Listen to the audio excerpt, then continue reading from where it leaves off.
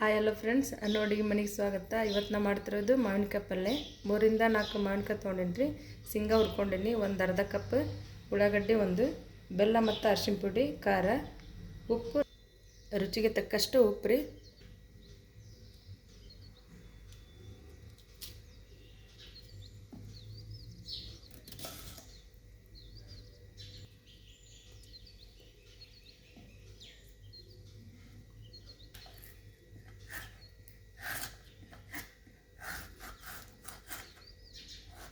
ಇದನ್ನು first mixie ಹಾಕ್ಕೊಂಡ್ಬಿಡೋಣ್ರಿ. ಶೇಂಗಾನ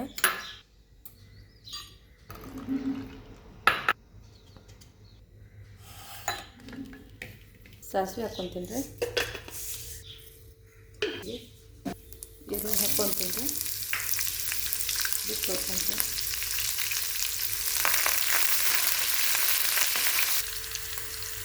ಮಾವಿನಕಾಯಿ ಇದ್ರೊಳಗೆ ಹಾಕೊಂಡ್ಬಿಡೋಣ್ರಿ. ಸ್ವಲ್ಪನಾಗ ಫ್ರೈ ಮಾಡ್ಕೊಂಡು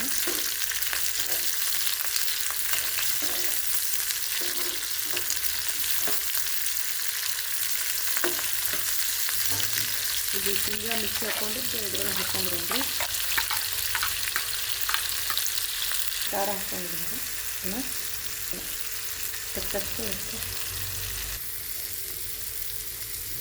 ಹಾಕ್ಕೊಳತ್ತೀನಿ ರೀ. ಎಷ್ಟು ಬೇಕು ನೀರು ಹಾಕ್ಕೋಬೋದು. ಗಟ್ಟಿ ಬೇಕಂದ್ರೆ ಒಂದು ಅರ್ಧ ಕಪ್ ಹಾಕೋರಿ.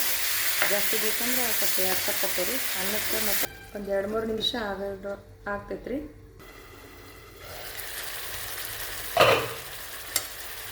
ಎರಡರಿಂದ 3 ನಿಮಿಷ ಆಗೈತೆ ರೀ.